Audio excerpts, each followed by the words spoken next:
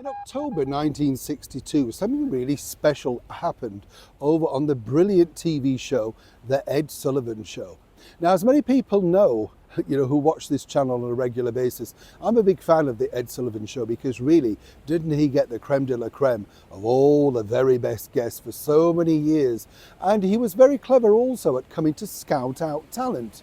According to a source, Ed would often just turn up at the London Palladium, sit in the normal seats for the matinees and just see the acts that were on, and then wonder if they could entertain his audience, not just back in America, but worldwide. And so many people got their break from him simply just sitting there, not just in the Palladium also, but regional theatres. Like this man, a brilliant guy, of course, and known to many as Fanny Fairbottom, Norman Evans, who regularly appeared on the Ed Sullivan Show. But way back in October 1962, this lovely lady literally made a lot of history, not just for herself, but for many others too. As ever, let me explain. Morning, good to see you. You all right today? Thank you so much for my very windy, as you can see. It's not bad in this corner, though, I've got to be honest. I know you tell me off to say, where's your hat? And all, I don't, and yes, I listen. But the thing is, I'm quite warm, actually. It's mild, but it's just windy, you know what I mean? Yes, I know, this is the thing. You come out layered up, don't you? Then you're thinking, goodness, sweating like a dray horse here, you know what I'm saying? Well, you didn't need to know that, I suppose, but there you go. Well, let's get back, of course, to your story of the day. Now, what I find fascinating about this lovely lady, and I've been lucky enough to meet her on a number of occasions, the beautiful and very talented Helen Shapiro. Now, when you talk about child stars, and sadly we talked recently, didn't we, about the very tragic and sad death of the One Direction star Liam Payne.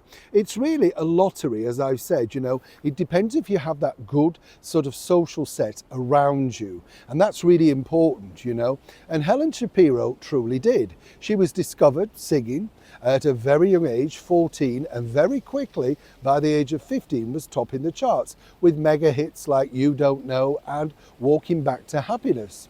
Now, when I sat down with Helen, I sort of said, what was it like, literally, being at the epicenter of pop? Because it's truly, that was the case at that time. Remember, burgeoning pop singles were, the thing. And as she pointed out to me, that when she got her number one and her very first single, she didn't even have a record player because they weren't rich enough. So they had to borrow a neighbour's record player, imagine this, to listen to her very first single. And I said, well, you must have been thrilled. And she said, it all was sort of a bit of a blur because nobody had ever done it. So there was no real template. She said, yes, there'd been lots of other singers recording that she'd admired, including Alma Cogan. In fact, she went to the very same school to learn that because she said she was inspired, although she didn't want to copy Alma. Now, Alma was known as the girl with a giggle in her voice who wore fabulous dresses and entertained us throughout the very dark days of the 50s, enjoying a wonderful career, sadly left us all too early through a terrible disease, cancer, in 1966. Lionel Blair told me a lot about the wonderful Alma Cogan. But back to Helen.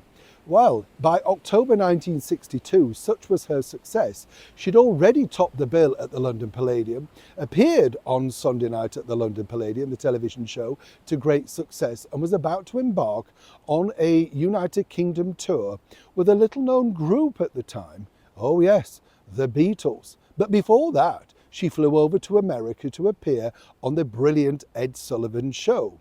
And I said to her, that must have been very nerve-wracking. And she was really honest, as I say, a lovely lady. And she said, the thing is, Neil, she said, when you're that young, she said, I was more excited about going on a plane. I'd never been to an airport. I'd never had airline food.